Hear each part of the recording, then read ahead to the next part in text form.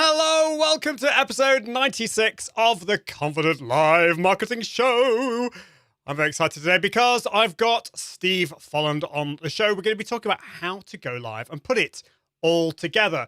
Now, as always, you can be notified if you want to make sure that you watch this live and you get involved with the comments. Then all you need to do is go to confident.live/subscribe, and my handy Facebook Messenger bot will kick in and let you know when I'm next going live. And if you are in the UK, you can text the word confident to 07723 361 790. If you are watching the replay, welcome. Just put hashtag replay in the comments. But it's time to bring in Steve.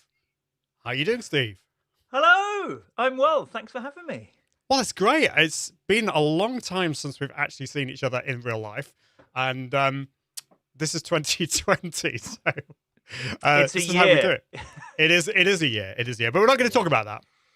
Okay. We're not going to talk about anything to do with 2020. Because actually, the podcast of this episode will be going out in 2021, which is completely different. Yeah. So Happy New Year, everyone. It's so much better in 2021, isn't it? It is. It certainly is. So where are you dialing in from today? So I live in Bishop Stortford, which is just north of London, near sort of Cambridge, Stansted Airport, that kind of way. That's where I am. I'm actually at home today. This is my dining room. Glamorous as it is. It is. Yeah. Very nice. Well, it's great to have you on the show. It's a lovely part of the world where you live. I got some relatives around the Cambridge area, and I've been there. Do you need me to drop off any Christmas presents? I can. Yeah.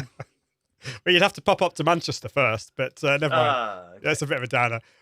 But anyway, well, today we're going to be talking about putting live all together, all the different aspects of it. And, this is something that you do a lot. I mean, I'm going to talk a little bit, ask you a few more questions about how you got into this and what you do after the break. But do you, just before we do that, how many live shows do you do on a regular basis? Is it like a regular thing, or is it less often? What do you do? So I do different things. So in the Being Freelance community, which is a community that sprung up around the podcast, I do a live award show every single Friday at 11 a.m. called the Non-Employee of the Week Awards. I love that. Which started as a joke on Twitter. Like, somebody had tweeted about how unfair it was about this awards they'd been asked to enter and how much money it was going to cost. And I was like, you hold that thought. You shouldn't have to enter an awards to be told how brilliant you are. And so the following week, I did this live award. I had like a mug made with Non-Employee of the Week on it, and sent the guy who won some biscuits. And I did it live on Twitter. In fact, I think I did the first few live on Twitter. And everybody liked it so much that, then when I started the community, I moved it over to Facebook. And so now every Friday, I go live just for like 10 minutes, but people tune in at 11. And these days I do it live from a car park outside my co-work space, which has actually turned out to be this great kind of like sort of backdrop of like, you never quite know what's going to happen because you're in a live environment of like people wandering around and vehicles trying to run you over. So I do that. I do occasional live Q&A, so that's more like every few months, which are like 45 minutes to an hour, like a bit like a talk radio show, kind of like hosting a guest and taking people's live questions. Well, and don't I do a pub quiz. Don't tell us anymore. Don't tell us anymore, Steve, because I've just realised, of course, we haven't actually started recording the podcast bit, and I don't want my beautiful podcast listeners to miss out on all this lovely stuff that you're doing. So you're going to have to repeat all of that. So, so there we go. We had. No. We are live. We are live, but this is the pre-show, and I can see we've got lots of people watching. So do let me know if you are here, where in the world you are watching from, and also if you've got any questions for myself or Steve on the whole area of getting it done with live video, that would be awesome. But I think it's time to get on with the show. What do you reckon, Steve? I think it is, isn't it? Let's do it. See you in a bit.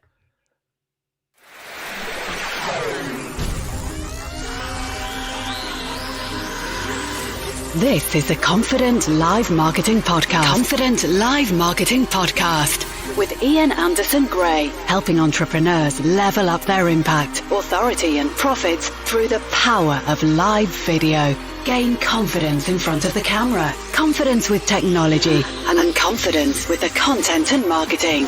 Together, we can go live! And hello, welcome to episode 96 of the Confident Live Marketing Show. In today's show, we're going to be talking about how to go live and put it all together. The show notes for this episode you can find at iag.me/96. Now, if you're part of the regular audience of the Confident Live Marketing Show, you know that I've covered mindsets and confidence, tech and gear, and content marketing. The thing is, when it comes to live video, there's a huge amount to think about. And when you go live, how do you get that balance between actually planning and sticking to that plan and improvising? And how about treading that line between talking to just one person whilst making people feel that they're part of something? I mean, that's the great thing about live video. So how do you get that balance? Well, today I'm talking with the fabulous Steve Folland, and he's coming onto the show to talk just about that, as well as using the right tools at the right time, whether that's going to go live from your phone or doing some more slick professional live shows from your computer. That's what we're going to be talking about today. As always, if you want to get involved with future shows, all you need to do is go to confident.live/subscribe. And today's episode is sponsored by Content 10X. So it's time to talk about Content 10X, who are awesome sponsors of the show. They are a specialist content repurposing agency. They will take that one live stream or blog post, podcast, or video and explode it into a plethora of new platform-specific on-brand content. If they don't do all of this for you via their service, they can also teach you how to do it via their podcast, blog, book, and toolkit. They're really smart, responsive, creative, and effective. And if you want to take the stress out of content marketing, Content 10X are the people you want to go to. And of course, they do have their new service, LinkedIn 10X. If you're wanting to level things up on LinkedIn, all you need to do is produce one piece of video content every single week, whether that's pre-recorded or if the LinkedIn gods have given you access to LinkedIn Live, you could do that as well. And they will take that and make lots of amazing content on LinkedIn to raise your game. So if you want to find out more, all you need to do is go to content10x.com to find out more. That's content10x.com. And I thank you, Amy, and the team for sponsoring this show. Well, it's time to bring in Steve Folland, who is behind the long-running Being Freelance podcast and co-hosts the award-winning Doing It for the Kids podcast for self-employed parents. In his freelance community, he hosts live Q&As, award shows, a book club, and pub quiz. So, let's bring Steve onto the show. How are you doing, Steve? Hey! Oh, what a welcome. I know, we do Ian, try. Thanks for having me. It's great to have you on the show. Thank you so much for coming on. It's, as I was saying, we were chatting to each other beforehand. It's been a while since we've actually spoken to each other face to face, albeit virtually, but it's great to have you on. I can also see we've got Martin Buckland is watching from Toronto. I can see that other people are watching as well, but they're being very shy. So do get involved with the show. Let us know where in the world you're watching from. Are you a freelancer? Are you an entrepreneur? What is it that you do? Let us know in the comments. So you're dialing in from, let us know where you're dialing in from, Steve. So I'm in Bishop Stortford, which is just north of London, sort of near Cambridge, Stansted Airport kind of way. Yeah. Toronto. Somebody's watching in Toronto. That must be like the middle of the night or something in Toronto. I know. And we're actually an hour earlier than usual. I just realized that because normally this show goes out at 11 a.m. But because I've got lots of other stuff today, I've got another live show that I'm doing today as well. So thank you for turning up early, Steve. But Martin is up, I think it must be like 5:10 a.m. or something mad. Let us know, Martin, how early you're getting up. But yeah, I think Martin is an early riser. So there we go. Anyway, so yeah, you live obviously in a very beautiful part of the world, Cambridgeshire. Is it Cambridgeshire or is it technically some other county? Hertfordshire. Oh, Hertfordshire. Yeah, we're in Hertfordshire. Mm. Yep, just near Essex and Cambridgeshire and London. Yeah, it's Awesome. nice. Awesome, nice part of the world. So tell us, I mean, I did introduce you, it gave out your kind of mini bio, but let us know how, a bit more about yourself and more importantly, really, how on earth did you get into this kind of mad career that you find yourself in at the moment? So I started in radio. Like I always wanted to be a radio presenter. Like even when I was like a little kid, that was always my thing. And I did media production at university and did go on to work in radio. I worked in live radio and also made like documentaries and things as well. But yeah, live radio, I must have spent about 12-15 years, something like that. A lot of it in breakfast radio as well. So like it's that, I think, kind of sets you up for doing live video in hindsight, because you're constantly thinking on your feet. You've got a bit of a plan, but you're also making it up as you go along. You're also speaking to one person in radio. Like it's a key thing. You're always speaking to you. Like even more so now in podcasts, where you're definitely in someone's ear.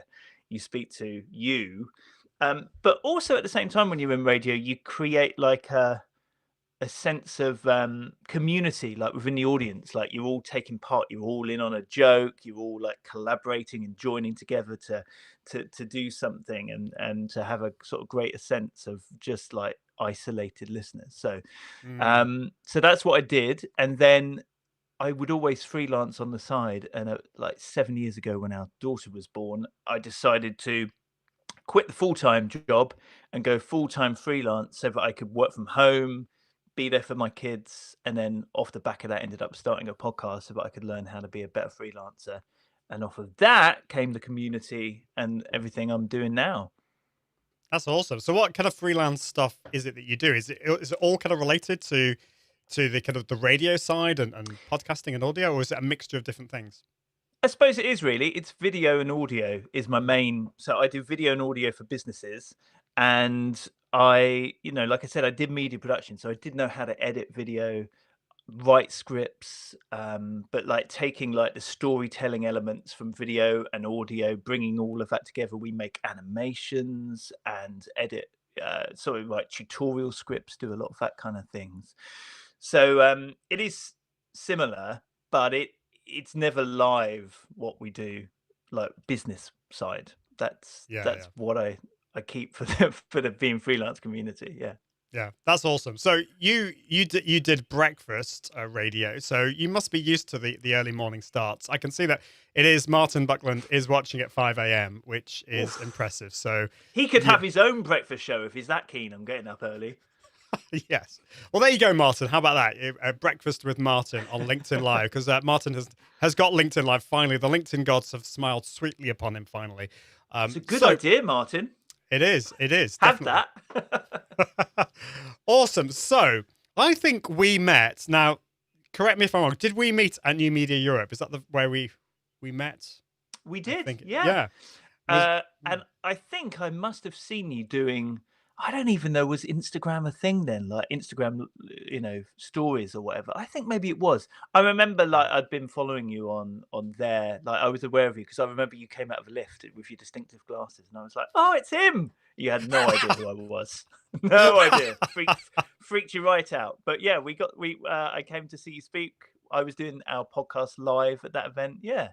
That was quite a while ago now, wasn't it? Yeah. Well, I think that was like 2015 or something mad like that. But so when it comes to live, you've done, obviously you did a lot of live stuff when it came to radio. Can you remember when you first broadcasted live? So that could be like in the traditional, or what we come to know as like Facebook Live or something like that, or was it something else that you did actually going live with video? When was actually, well, we always used to experiment when we did the radio, and in the very early days of Facebook, there was this technology. I think it was called Ustream or something like that. Oh yes, Ustream. So we realized that we could, and God, I mean, like thinking about it, it seems insane. Like it must have been a very early iPhone and 3G, and we used to send like the work experience lads out like on the streets of like the area and broadcast live to Ustream, and then Ustream we would embed within our Facebook feed, and so that people could log on and watch these people doing silly things. So I would love to watch that back now. The quality of it must have been awful, but it was exciting because you were like, that is actually happening. And normally with radio, you could just hear silly things happening, but here was this Like, we would put that poor work experience lad. He's probably the CEO of a company now. I should watch my back. We would put him in really awkward situations, and we would do that live to Facebook. Oh, that's funny. Way before Facebook Live existed. Yeah. Yeah, Ustream's come up quite a few times on the show. I've had some guests on who have been going live for over a decade, and Ustream was the big thing in the noughties. And yeah, I don't think it exists anymore. I think it's been bought by IBM or something like that. So that's great. And going on the whole times thing. So this is one of the most awesome things about live video, I think, and podcasting and general content is the way that you can build a community, not just in your country or in your location with local radio. It can be around the world. So as I said before, we've got Martin Buckland watching in Canada. It's 5 a.m. for him. And we've got Annette McDonald watching from Australia, and it's 8 p.m. So dinner time, dinner with me. So that's one of the awesome things about it. Yeah. So when you first went live, and how would you contrast that with now in terms of how you actually feel? Did you get nervous back then when you did it? And do you still get nervous going live now? I don't think I do get nervous. I tend to get nervous when I don't quite know what I'm doing. And in fact, yeah, that's basically it. Like, once I've done something once, I know how it's going to work. And generally, if I don't know what I'm doing, then I will really try and prepare in my head so that I know what I'm doing, get the tech set up, and like even if I'm hosting live on the stage, like in front of hundreds of people or thousands of people or whatever. When I used to host events, like, I would just know like what my opening thing would be, like, to start confidently, to go out there on that stage, be able to like look around. And it's the same with, I still think, when doing live video, to sort of start with that confidence, and then you kind of, that settles you down, and then the nerves have gone because you start enjoying it. So no, maybe I'm lucky in that I don't get nervous. Although that said, after, like, there was a period in lockdown where I wasn't able to do my weekly award show, and that first episode back after a 5-month break, I did kind of feel like, oh man, I had that buzz again, that energy. Usually you can turn nervous energy into a positive thing, I think. Yeah, I think you're right. It's turning that nervous energy into excitement. And I think you're right. Having that time away, like 5 months, that's quite a long time without going live. I find that, like, I like to have 3 weeks off in the summer when I don't go live. I want to go on holiday with family, although 2020 anyway. But I think that's important. But I always find when I get back to it, everything's not quite as fresh. Like the tech, I do remember most things, but there's that niggling feeling, and there might be a few little things I forget. I mean, that's why a checklist is so important. But I do get I do find myself getting a little bit nervous, even today, even though I've done it. But I think your advice is, once you've done it a couple of times, the nerves do kind of subside a little bit, I think, and you do realize that actually you're not going to get eaten by that tiger. You're not going to die, So. Yeah.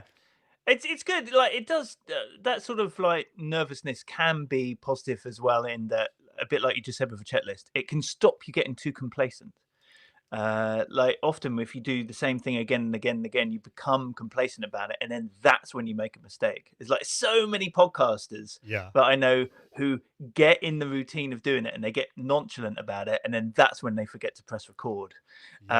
So yeah, it's not a bad thing if you're feeling that. Use it to your advantage, if anything.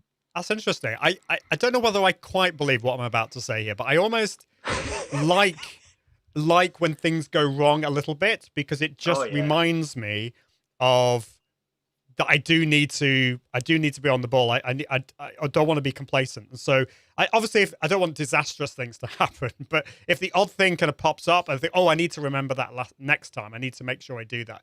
I think that's just a good reminder. But obviously, we don't want to have that on a regular basis.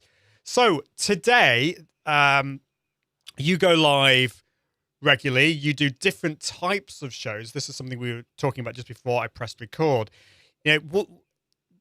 first of all, why do you go live? I think that's an important question that we should all ask. Why do you go live, and what are the different kinds of live shows or live broadcasts that you do? So why do I go? I go live because, well, it's a way of interacting with the community. So like the podcast is like this polished thing that I put out and I pre-record, and it's like this conversation between two people, Being Freelance podcast. But when I go live, it's like me hanging out with the community of freelancers that are there with me. And so that's a real difference for a start, I think. Also, like you can interact with them, you can see their comments. So there's if you're live, there's a way. For example, I do live Q&As. There's a way to put the questions to the guest, and like when you're live as well, there's an energy that you bounce off each other that you don't get when you pre-record a podcast. I also do like a live award show every week, Friday 11 o'clock in the community. I go live on Facebook, and that is like, if it was like pre-recorded, just me opening an envelope, having recorded it and then putting it out, I think it would be pretty boring and the novelty would have worn off. But because I go live and it's like only 10 minutes long, like there's a bit of an intro, bit of banter, bit of chat between us all. I sort of flag up things that are happening within the community, say hello to people, you know, if somebody's had a baby or whatever, mention that.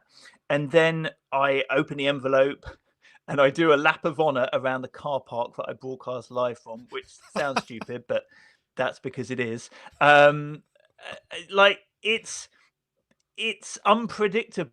Like, people tune in because it can go on. They tune in because they see their fellow BFFs. That's what we call them, like Being Freelance friends. They see their fellow community members, like leaving the comments, like they're all part of it together. They're all laughing together, like chatting amongst each other. And when you're a freelancer in particular, because they're my audience, like you tend to work alone. You are by yourself. And so having that moment where you're all coming together is much better than if I just like recorded that video and then put it out. It's like you're all in on the joke. It's allowed to be a bit messy in terms of that particular live video. I'm not saying all live videos should be messy, but yeah, I think when I started doing it in the car park, because it did start off indoors, and then the people who own the building like locked the doors, and so I went out into the car park, and it's just this live environment where things can go wrong. Like it'll rain, or it'll get windy, and my props will like get blown away, and I have to chase them, or an old lady will walk behind me and like start talking to me and pause. Like a lorry will come in, and a delivery. There was this one time a delivery driver came, and it was raining, and this young lad came out of the building next to us, like just in a shirt and tie, nothing else, no coat. You know what young people are like, Ian. Comes over to help the delivery driver. I'm standing there with a brolly, an umbrella, doing my live thing, and I'm like, hang on. And so I get my camera and I walk over, and I act like he's caddy on a golf course, and like hold the umbrella over this poor lad getting wet with his coat. And I'm like, it's fine. You've got a proper job. I don't. You take the time you need. And you know, it's those kind of things which people tune in for, because they're just, well, they're silly. They're silly, but they're you can't predict them, and then people feel it gives them a reason to tune in, and it gives people something to chat about as well.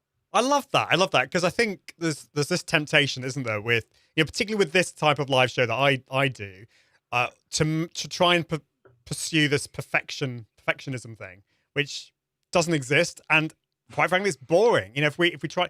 It's the times when things go slightly wrong, or there's some quirkiness, that makes it fun and enjoyable as well. I mean, obviously you want it to be valuable as well, but that sounds like that's what you're doing in that show. And I actually think that we should all probably do one of those types of live videos on a regular basis to get out of our comfort zone. Maybe just go out and about. I mean, presumably you use your phone for that. So you're going out, you got your phone.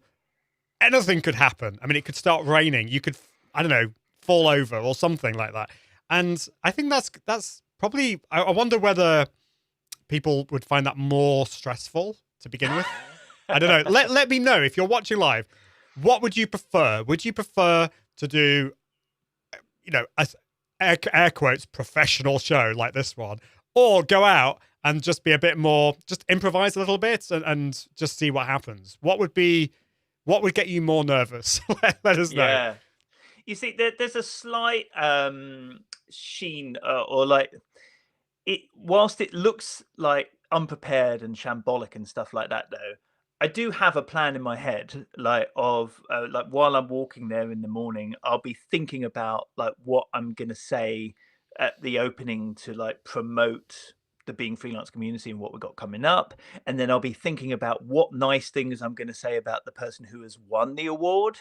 So that like after I've opened the envelope, I don't have any notes. I'm just kind of riffing, but it's all in there and I've thought about it. And I know what I'm going to say at the end to get out. I mean, actually, that was something that we used to do in radio. You'd always have like an in and you'd have an out and maybe a sense of what was going to happen in the middle, but don't plan it so much that you're kind of like scripted. And then if you're too scripted in that environment, it means that when the things go wrong, you get thrown.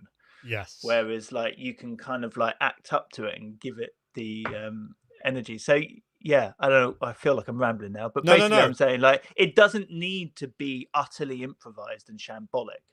I like to think, despite it being quite clearly just a phone propped up in a car park, that it's still kind of like professional. I think if it was like totally atrocious, then people probably wouldn't tune in. I still kind of like present it and host it. Yeah, I was hoping I was being clear in the air quotes, so-called professional and so-called not professional, but I think that is so right. You need to have a plan, and perhaps, well, I think the plan is even more important in that type of live show because anything could happen. So, but you need to have like the beginning, the middle, and the end planned.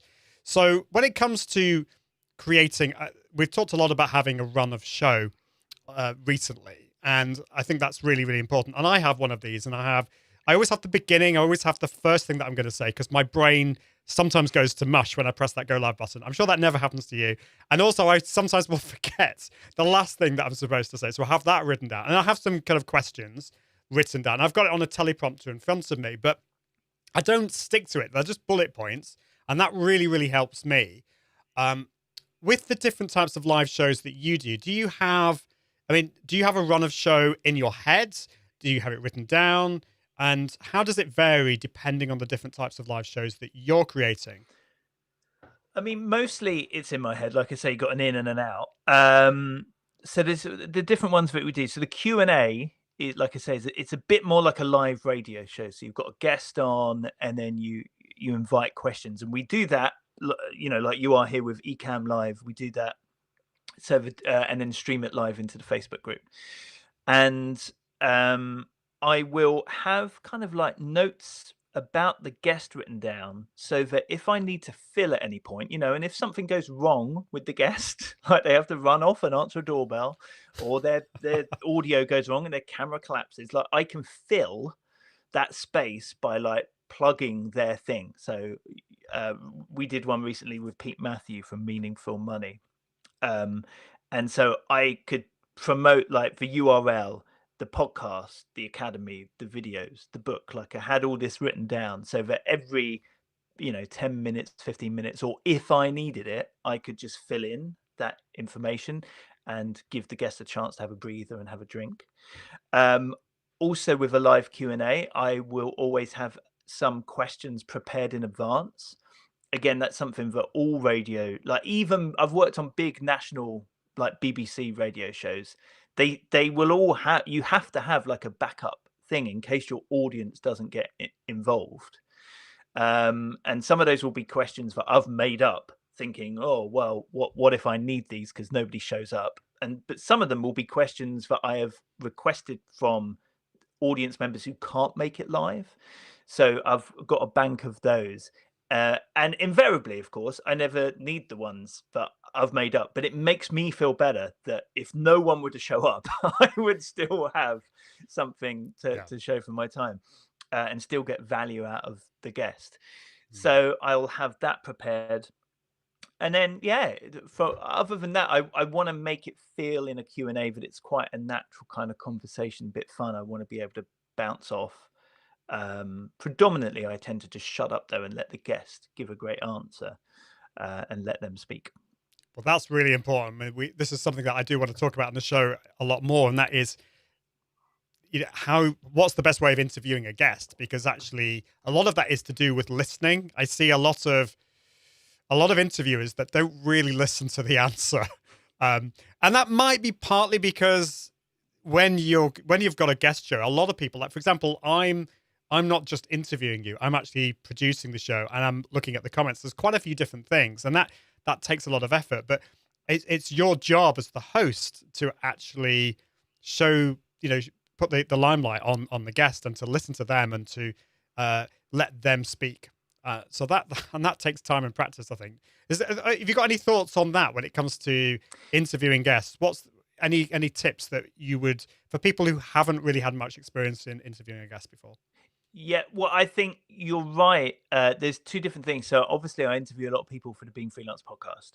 And with that, I really listen to what they say, and I might even like jot down notes to come back to certain things or to reflect their language back to them. So if they say a particular thing in a certain way, I might say that same phrase back, even if it's much later on in the interview. So yeah, listening is key, and like not talking over them, not interrupting them, just sort of letting them speak. But then when you're doing the Q&A, it is different because, as you say, you are having to read the comments. You're having to think about what your next question is and whether you're going to drag it onto the screen if you're like using Ecamm Live like I do. So I think it is just a skill that maybe you just develop over time, that you're kind of like actually maybe it helps when you have kids and you're like part listening to them, part listening to a podcast, part cooking dinner. Maybe you just start to have this thing going on. But ideally you will keep a little track of the comments coming in, but listen and focus so that you can bounce back to your guest, or you will become aware that, for example, a question comes up which links into what they've said, or a comment comes up which links into what they said, so that you can kind of like curate that thing. I think it's okay sometimes, not all the time, to say that sounded great. I got distracted there because I was reading this and I want to bring this in. Like that, I wouldn't try and pretend necessarily that I had heard every word they had said if I had been utterly distracted by something, because you're probably more likely to get caught out. You might as well just move on to another question than bounce back to something you haven't properly heard. It's about being real, isn't it? And I think that's happened to. I think I've got a bit better over the years, but I think one thing I really do struggle with, and I loved with what you said, the way you write something down. I don't think I'm very good at multitasking, so I'm not sure I could necessarily do that. But I loved what you said about, if your guest said something particularly, or used a particular language, and you want to bring that back later, or you want to bring back, ask them a question later on in the show to write it down. I think I struggle with that, but maybe that is again something that comes with practice. But I want to get better at that, at being able to use the language that the guest says, because I quite often will forget it. Even as soon as you say something, like I know what you said, but I can't remember exactly how you said it. It's hard. I will always have on that kind of environment like a pen and paper, so I can just jot something down and come back to it. Just proper old school pen and paper, and if they say, oh, I was always bored in my cubicle job, and I write down bored with job, and then later on in the interview I said, so you were bored in your job but now you're freelance, do you like so I've brought back the language. If I said that I was running around a car park like a madman to you, like you could say later on, you bring back in that phrase, a madman. So it's pen and paper, trusty. I think that's quite subtle as well. Yes, exactly, because you're not typing away. I think actually old school is sometimes better. And I like that idea, and I'm going to try and do that. So that's helpful. And I was going to say, what was I going to say? There was when it comes to tech, this is something we kind of, in a sense, have to get out of the way, because I do want to ask you this, and I know that a lot of my audience will be interested about the tech. But just to say that actually all the other stuff that we're talking about here is I'm sure you'd agree, is more important, the planning and working on interview technique and all this kind of stuff. But you did say that the thing that does make you nervous is the tech not going well or forgetting to do something. So tell us about the tech that you use to go live, whether it's on your smartphone or whether it's on your computer for different types of things. And you've mentioned Ecamm Live, so that's one thing maybe. But tell us a little bit more about your setup. When I do it live outside, I simply use my iPhone and the Facebook app itself, or to go live on Twitter through the Twitter app, whatever. So yeah, Facebook Live, which can get frustrating because sometimes, it seems like the app updates every single week and like things will change. But Yeah. even then, I'll like mock the fact that that's happened, or accidentally click a filter and suddenly I've got a goldfish bowl on my head or whatever they've developed. So when I'm doing like the live Q&As, that's through Ecamm Live. Don't tend to go overly complicated with like overlays and stuff like that because it's still essentially just a conversation, a bit like you've done here. Like it's fairly subtle, really, and you've got the branding on it and everything. But it's if obviously people listening to the podcast go look at for YouTube videos of how these videos look. So it's not overly complicated or distracting. The only times when I've used like the functionality in Ecamm to like play in videos and stuff like that have been when there's a purpose for it. So once I give away mugs as part of the Non-Employee of the Week award prize, and once one of the community members had dropped their hallowed prize and it had broken, and I wanted to create this live almost like a memorial show, and then have it go to black at the end and a picture of the mug and have like the white text, so that's a bit like when a famous film star dies. So I created that in advance and then played it in through Ecamm. So I just rehearsed that a few times by myself so that I knew that I'd get that technology right. When I do the pub quiz, that is just through Zoom. It's because it's a much more kind of like you want to see everybody's faces and get involved that way. And I play videos in just using screen share, using QuickTime Live. I'm aware that I could use Ecamm within that to create a more showbiz environment. And the book club, that doesn't have any overlays or anything. It really is meant to bring in the like we're all just hanging out around somebody's house kind of feeling. So that again is just on Zoom, and it's all of us chatting together in that way. Tech wise, when I podcast, I have like today I'm using like a Rode Podcaster mic. I also have a Rode is it called an NTB or NSB or something like that mic? But these are just USB mics. I think keep it as simple as possible. Just plug them into your laptop and off you go. The minimum stuff means minimum goes wrong. So I keep one of those in my co-work space so that I can use that there. Although recently I bought a Shure M5 mic as well, which is much smaller and you can keep it out of shot. And that actually has pretty good quality for like if you're doing Zoom calls and things like that. Then I also have a Logitech webcam, and it costs quite a lot of money, but the reason I love it is because it adjusts for the light in the room inside it. So you need minimal lights, additional lights. Like you could spend a fortune on lights, and when I'm moving around or have small environments, like that's not a great way to go. So the Logitech camera actually adjusts brilliantly to the conditions that you're in. Like the room I'm in today is really pretty dark, but it doesn't look like that. And that, I mean, that's about it really. It's iPhone and a MacBook Pro. Yeah. Well, keeping it simple, and I love the fact that you're using different tech for different situations. So you said you use Zoom for some things, use Ecamm for another, and use your phone for another. And they're all reasonably. I mean, Ecamm takes a bit of getting used to, but it's still relatively easy. Zoom, I think everyone is used to Zoom in 2020, and then everyone's okay on the phone, presumably. And so you're keeping it simple, and you're really focusing on the content and the community. And so that's what I want to bring on lastly, really, or penultimately, actually, because there is a final question I want to ask you. And that is the community you've said is really, really important to you. And how do you tread that line between talking to that one person, because we all know, particularly in podcasting, speaking to the individual that's listening to you, the person that's plugged you into their ears is really important. It's quite an intimate experience, and live video is intimate as well. How do you get that balance between that talking to one person whilst making people feel they're part of like a bigger community? How do you get that balance? I think a lot of it is to do with the language. So when I'm doing a podcast, I will be saying you, and I still do that a lot. So I will speak to you who is watching the live video.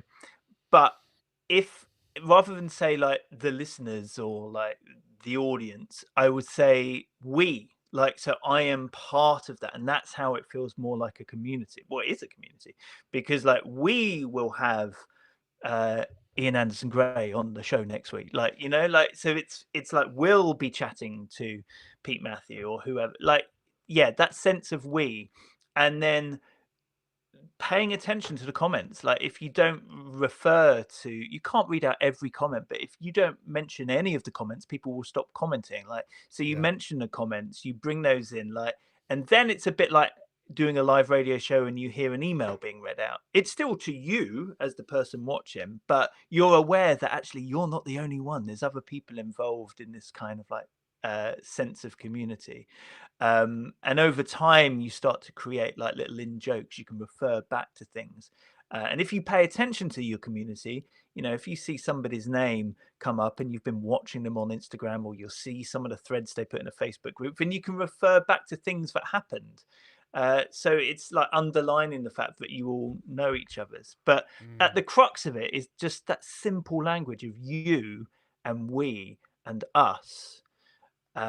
It's the benefit of it. It forms that bond and trust and relationship in a way that even TV can't. You know, probably the masters of it in our country are like Ant and Dec, the way they manage to like make people feel part of something and looking at them straight down. But it's still too show busy. It's still too broadcasting to millions. It can never have what we can have by having this sort of intimate live experience. It's that the word intimate that you use there is so important. So yeah, so we need to swat up on our pronouns, don't we? It's the we's and the ours and all that kind of stuff. I think that's I love that language. And do you think then, so in terms of actually trying to get your community to comment, because I know that, I mean, I would love my audience to get more involved with the comments, and I know that some of my audience, my clients, they struggle with this, getting people to comment, because a lot of people will watch but not get involved. How do you, because obviously with all the broadcasts that you do, the community aspect of it is really, really important, and you're wanting to get the involvement of your audience a lot more. So any tips on how we can do that? Well, I think one thing is a bit like you've done within this video / podcast, is that you've asked questions.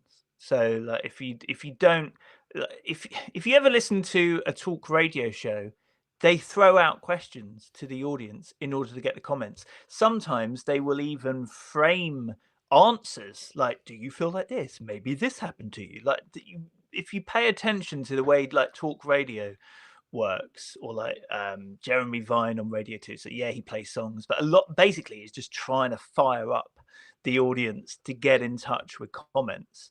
So that's one way to sort of frame it back to them. Also, like I said, to read some out. So even if and again, you did this earlier, like you see people are watching or you see them there, then you say hi to them. They might not have even said hi, but their names popped up and you're like, hey, Nikki's watching. So it's like bringing them in, and then they're more likely to go hi. And if they've been brave enough to type the word hi, then they might be brave enough to type something else. It's like the seal has been broken, and they'll start to get involved, and then they'll all start to chat around to each other. So I think it's encouragement, and maybe it's friendliness, like, yeah, but I think most of all it's encouragement, because if you don't ask for people to get involved, then they'll just think, oh, well, that, you know, this person's all right, I'll just keep doing what I'm doing. I do think though that you shouldn't take it to heart if people don't. They might be doing something else.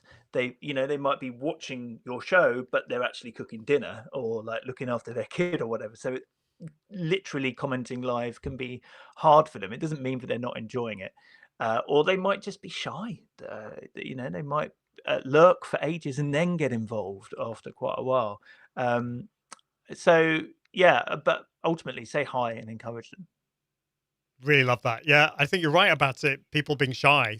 It's for those people who comment a lot on live videos. I think you might kind of wonder why that would be the case, but I think it's quite common. It is quite common for that to be the case, and that's absolutely okay. I mean, you should never pressurize people to comment, and definitely don't take that to heart, because actually it can take time. I've noticed that with my podcast, that it's taken best part of a year and a half for actually my listeners and to actually get in touch with me and say things about my podcast. I mean, I wish they did that at the start when I was thinking, oh, nobody loves me. I could see Martin Butland's said something really helpful here. So he asks probing questions. I think I like the word probing to provoke audience participation. And so I think that takes practice. Martin, I'd love to know if you have any tips for that in terms of how you ask those questions. Yeah. And Katie Simpson's here watching on YouTube saying, I'm taking your points and saying hi. Thanks, Hi, Katie. Great to see you. And I mean, Katie, you're always very chatty in the comments, so I don't want you to feel I'm pressurizing you, but it's great to see you, Katie. Thank you. Well, one final question before we finish. So you've planned it, you've pre-promoted it, and you've gone live, and then it's time, as I always like to joke, to go to bed and relax. Of course, we know that's not the end of it, is it? You know, there's so much more that you will want to do after you've pressed that end broadcast button. So let us know, what's your take on promoting the live after it's happened? Because of course you've got your replay audience, and then do you do any kind of form of repurposing with your live videos? Yeah, I mean, I'm very much aware that I can do more. But so, first of all, yeah, I will always go back in and look at all the comments, reply to comments, like comments. So that, again, that encourages people to do it more again in the future. It also gives you a sense of what people are feeling and talking about. I think, what else did you say? Oh, repurposing it. So like when I do the live non-employee of the week awards, that one in the car park on my phone, I always save it to my phone, and then I use Video Leap just within my phone, which is an editing app, to edit the video there and then within my phone, just still within the vertical format. And then I can share that on Twitter. I share it on Instagram, sometimes IGTV, depending on how long it is. And I save the videos as well, so that every I don't know, a couple of times a year I'll create like an edited highlights thing, so it kind of like promotes it when it comes back, perhaps after the summer holidays.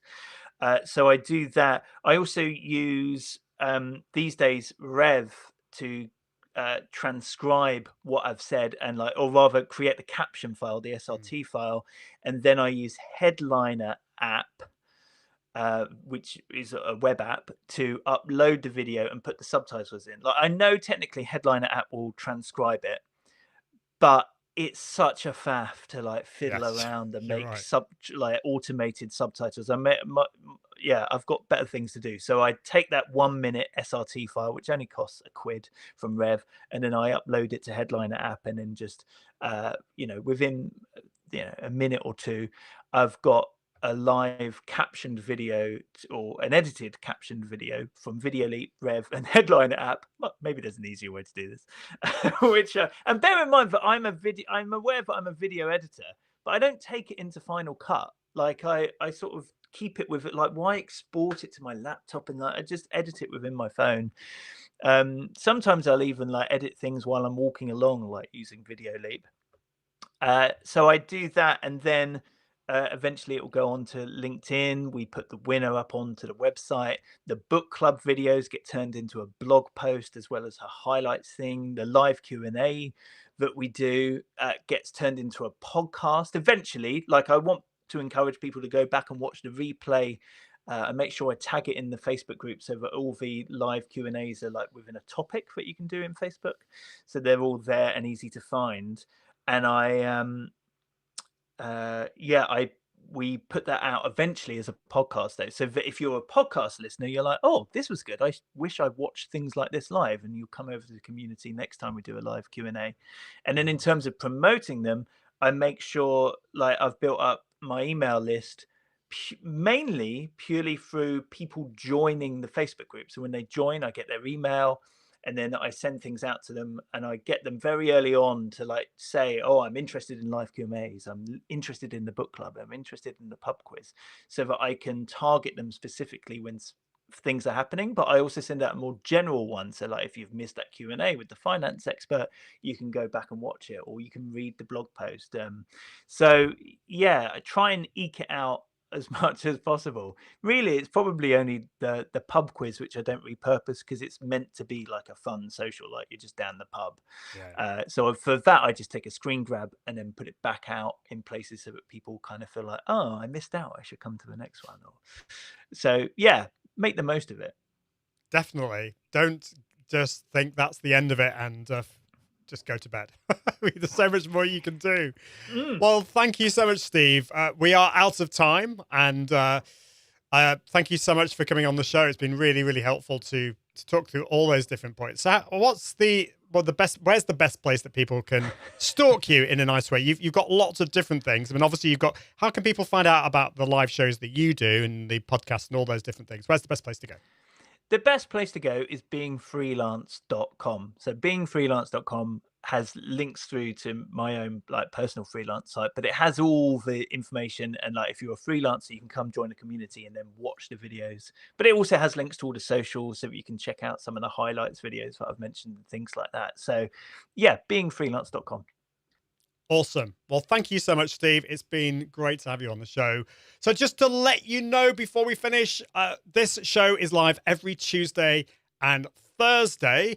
And if you want to get involved with the live show, if you're watching the replay or listening to the podcast, all you need to do is just go to confident.live/subscribe, and you will be notified next time I go live.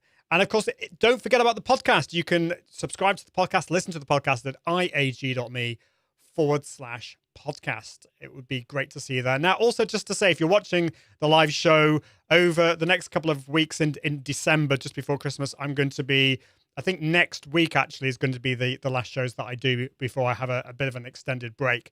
But we're coming up to the 100th episode, and all I'm going to say is that this is going to happen in January. It's going to be very, very exciting. I'm going to be doing a big giveaway. So that's all I'm going to let you know about that. Just a bit of a tease there.